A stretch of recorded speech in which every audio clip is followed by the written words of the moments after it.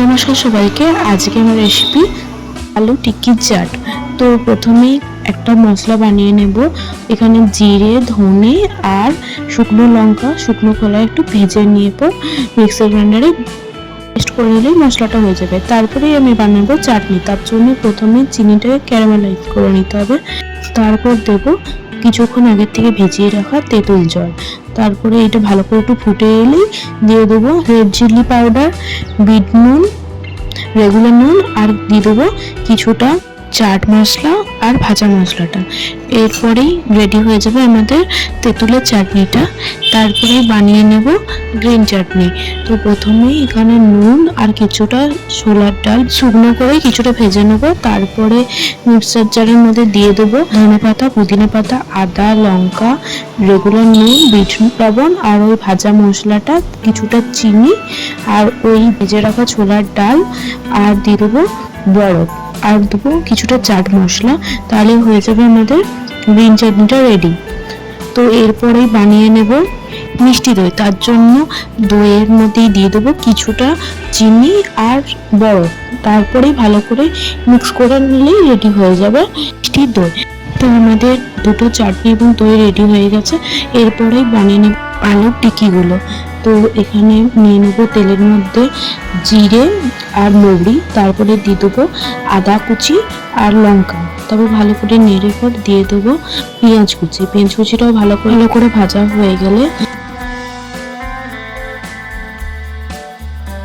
আলু সিদ্ধর মধ্যে দিয়ে দেবো রেগুলার নুন, বিট নুন, ভাজা মশলা, চাট মশলা আর কিছুটা গোলমরিচ আর দিয়ে দেবো কিছুটা কর্নফ্লাওয়ার।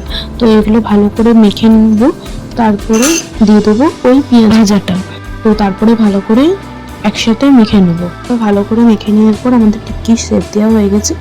প্যানে কিছুটা তেল দিয়ে ওই টিক্কিগুলো দিয়ে দেবো। এবার টিক্কিগুলো ভালো করে দু পিঠ ভেজে নেবো। এবার আমাদের টিক্কিগুলো হয়ে গেছে। তো এবার বানিয়ে নেবো ঘুগনি। আর ঘুগনির মটরটা এবার সিদ্ধ করতে দিয়ে দেবো কিছুটা লবণ আর কিছুটা হলুদের সাথে। তারপরে প্যানের মধ্যে কিছুটা দিয়ে দেবো তেল আর তেলের মধ্যে দিয়ে দেবো আদা আর জিরে। এবার এটা ভালো করে ভেজে নেওয়ার পর দিয়ে দেবো পেঁয়াজ কুচি আর দিয়ে দেবো লঙ্কা কুচি। তারপর ভালো করে ভেজে নিয়ে দিয়ে দেবো কিছুটা লবণ আর দিয়ে দেবো টমেটো। তারপরে ভালো করে আবার ভেজে নেবো। কিছু গুঁড়ো মশলা দেবো, যেমন ধনে গুঁড়ো, জিরে গুঁড়ো আর দেবো কিছুটা লাল লঙ্কার গুঁড়ো। তারপরে সেগুলো জল দিয়ে ভালো করে কষাতে হবে। এরপর আমি হলুদ অ্যাড করতে ভুলে গেছিলাম, তো দিয়ে দিলাম। আর ঘুগনিটা সেদ্ধ হয়ে গেছে। তো ঘুগনিটাও ওই মশলাটার মধ্যে দিয়ে দিলাম। এরপর দিয়ে দিলাম সিদ্ধ করা আলু, যাতে ঘুগনিটা একটু ঠিক হয়। এরপরে দিয়ে দেবো কিছুটা লেবু আর চাট মশলা আর দিয়ে দেবো ধনে পাতা কুচি। এগুলো সব একসাথে মেশালে রেডি হয়ে গেল ঘুগনিটা। এরপর আলু টিক্কি চাটটা কিভাবে বানাবো একটু দেখে নাও।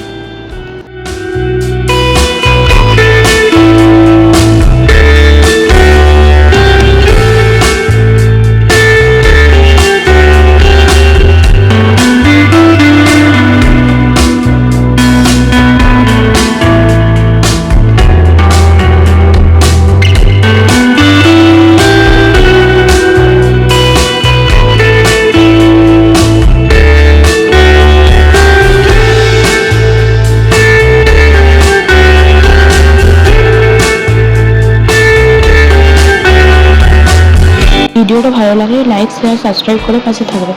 ধন্যবাদ সকলকে।